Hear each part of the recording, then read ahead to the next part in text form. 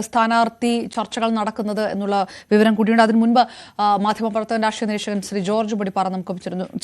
George Padippara, ഒന്നുകിൽ VS Joy അല്ലെങ്കിൽ ആര്യടൻ ഷൗക്കത്ത്, അതിൽ തന്നെ ഒരു ആശയക്കുഴപ്പം നിൽക്കുന്ന സാഹചര്യത്തിൽ ഇനി സർപ്രൈസ് മുഖം തന്നെ വന്നേക്കാം ഒരുപക്ഷെ എന്ന് ഉള്ള റിപ്പോർട്ടുകൾ ഇപ്പോൾ വരുന്നു.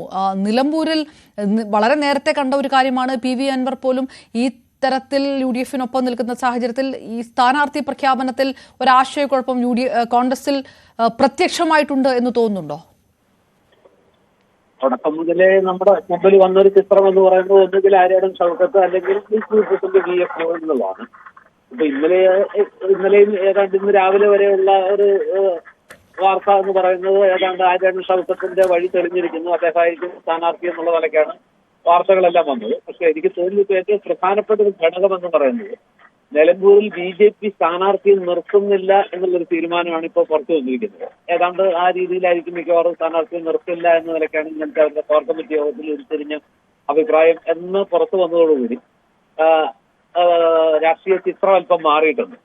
അത് മാത്രമല്ല, അത് കൂടാതെ ഇപ്പോഴത്തെ ഒരു സാഹചര്യത്തിൽ PV അൻവർ ഇന്ന് രാവിലെ മാധ്യമങ്ങളോട് സംസാരിച്ചപ്പോൾ സ്ഥാനാർത്ഥി നിർണയത്തിൽ ആര്യടൻ ഷൗക്കത്തായിരിക്കും സ്ഥാനാർത്ഥി എന്ന വാർത്ത പുറത്തു വന്നതിൽ അദ്ദേഹത്തിന്റെ പച്ചയായിട്ടുള്ള അതൃപ്തി അങ്ങനെ തുറന്നു പറഞ്ഞില്ലെങ്കിലും സ്ഥാനാർത്ഥി ആരായാലും പിന്തുണയ്ക്കുന്നൊക്കെ അദ്ദേഹം പറയുന്നുണ്ടെങ്കിലും UDF വളരെ ഗൗരവത്തോടെ ആലോചിച്ചതിന് ശേഷം മാത്രമേ സ്ഥാനാർത്ഥിയെ നിർണ്ണയിക്കാവൂ എന്ന് പറയുന്നതിൽ അദ്ദേഹത്തിന് ആര്യടൻ ഷൗക്കത്ത് വരുന്നതിനോടുള്ള അതാണ് ശ്രീ ജോർജ് പടിപ്പാറ ഇന്നലെ അത് ചോദിക്കുമ്പോൾ ഏത് ചെകുത്താനായാലും എന്നാണ് പറഞ്ഞത്. ആര്യടൻ ഷൗക്കത്തിനെ കുറിച്ച് ചോദിച്ചപ്പോൾ ഏത് ചെകുത്താനായാലും ജയിക്കും എന്നാണ് പറഞ്ഞത്.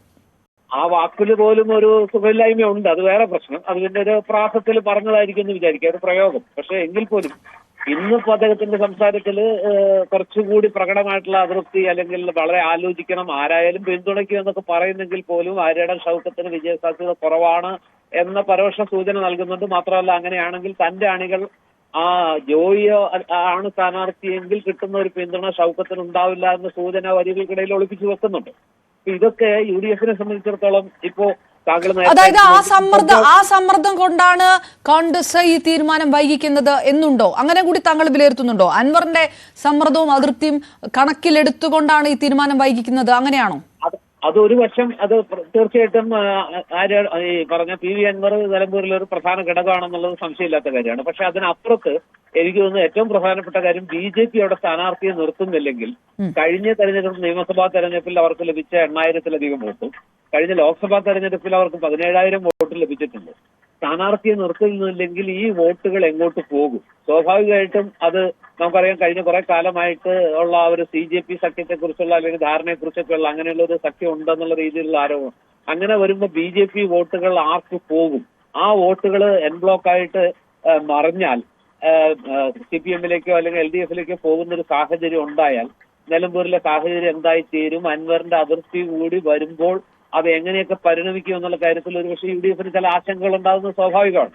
അപ്പൊ ഇതെല്ലാ വിഷയങ്ങളിലും ഒന്നുകൂടി പരിഗണിച്ച്, അതുകൊണ്ടാണ് സണ്ണി ജോസഫ് പറയുന്നത് ഒന്നിലേറെ പേരുകൾ പരിഗണനയിലുണ്ട്, ഒരുപക്ഷെ ഈ രണ്ടു പേർക്കും പകരം ഒരു സർപ്രൈസ് സ്ഥാനാർത്ഥി വന്നുകൂടായികയില്ല എന്നുള്ളൊരു സൂചനയൊക്കെ അന്തരീക്ഷത്തിൽ ഉയരുന്നതിന്റെ ഒരു കാരണം ഇതാണ്. ഈ 2-3 ഘടകങ്ങളാണ്. ഒന്ന് BJP-യുടെ നിലപാട്, 2 അൻവറിന്റെ പൂർണ്ണ തൃപ്തിയില്ലായ്മ. ഇതെല്ലാം കൂടി പരിഗണിക്കുമ്പോൾ UDF-നെ സംബന്ധിച്ചിടത്തോളം കാര്യങ്ങൾ കുറച്ച് സങ്കീർണമാവുകയാണ്. എനിക്ക് തോന്നുന്നു അൻവറിന്റെ നിലപാടിനേക്കാൾ ഇക്കാര്യത്തിൽ അവരെ കൂടുതൽ അലട്ടുന്നത് BJP സ്ഥാനാർത്ഥിയെ നിർത്തുന്നില്ല എന്നുള്ളതാണ്. ആ BJP വോട്ടുകൾ എൻ ബ്ലോക്കായിട്ട് LDF-ലേക്ക് പോകുന്ന അതിനുള്ള സാധ്യത കൂടുതലുണ്ട്. ഇതെല്ലാം അറിഞ്ഞ ശേഷം മതി ഇടത് സ്ഥാനാർത്ഥി എന്ന തീരുമാനമായിരിക്കുമോ ഇടത് ക്യാമ്പ്? എല്ലാം പുറത്തു വന്ന ശേഷം ഏറ്റവും അവസാനം പ്രഖ്യാപിക്കാൻ കൂടി ഇരിക്കുകയായിരിക്കുമോ ഇടത് സ്ഥാനാർത്ഥിയെ? അത് ഉറപ്പാണല്ലോ, അതൊരു തന്ത്രമാണ്. ഇനിയിപ്പോ ഏതെങ്കിലും രീതിയിൽ അതിർത്തി വന്നാൽ പാലക്കാട്ട് പോലെയുള്ള എന്തെങ്കിലും ഒരു സാധ്യത ഉരുത്തിരിഞ്ഞ് വരാനുള്ള ഒരു സാധ്യത അവർ തള്ളിക്കളയുന്നില്ല. പ്രത്യേകിച്ച് ആര്യടൻ ഷൗക്കത്തിന് സ്ഥാനാർത്ഥിത്വം കിട്ടിയില്ലെങ്കിൽ അവർക്ക് നേരിയ പ്രതീക്ഷയുണ്ടാവും. VS ജോയുടെ കാര്യത്തിൽ അങ്ങനെ ഒരു സാധ്യത ഞാൻ കാണുന്നില്ല.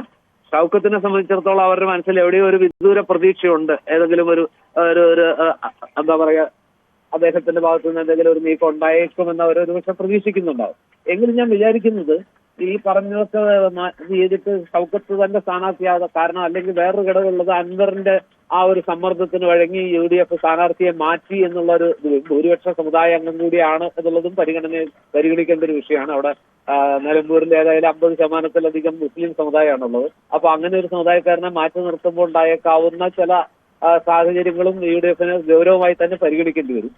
ഏതായാലും കുറച്ചുകൂടി ആലോചിച്ചുകൊണ്ട് എല്ലാ വശങ്ങളും ഒന്നുകൂടി ചിന്തിച്ചുകൊണ്ടായിരിക്കാം UDF സ്ഥാനാർത്ഥിയെ നിർണ്ണയിക്കുക എന്നാണ് എനിക്ക് തോന്നുന്നത്. ഏറ്റവും പ്രധാന കാര്യം BJPയുടെ നിലപാട് തന്നെയാണ് എന്ന് വേണം വിചാരിക്കാൻ ഇപ്പോഴത്തെ അവസ്ഥയിൽ. അതാണ് അപ്രതീക്ഷിതമായ ഒരു ട്വിസ്റ്റാണ് അവിടെ സംഭവിച്ചിരിക്കുന്നത്. BJP സ്ഥാനാർത്ഥിയെ നിർത്തില്ല എന്നൊരു വികാരം ഒരുപക്ഷെ UDFന് ഒരു ഘട്ടത്തിൽ ഉണ്ടായി കാണില്ല. പക്ഷെ ഇന്നലെ ഉണ്ടായ ഈ ഡെവലപ്മെന്റ് UDFന്റെ കണക്കുകൂട്ടലുകളെ ഒന്ന് മാറ്റി ചിന്തിക്കാൻ പ്രേരിപ്പിച്ചിട്ടുണ്ടാകാം എന്നാണ് നമുക്ക് ഇപ്പോൾ വിലയിരുത്താൻ കഴിയുക എന്നാണ് എനിക്ക് തോന്നുന്നത്. ഓക്കെ, വളരെ നന്ദി ശ്രീ ജോർജ് പൊടിപ്പാറ പ്രതികരിച്ചത്.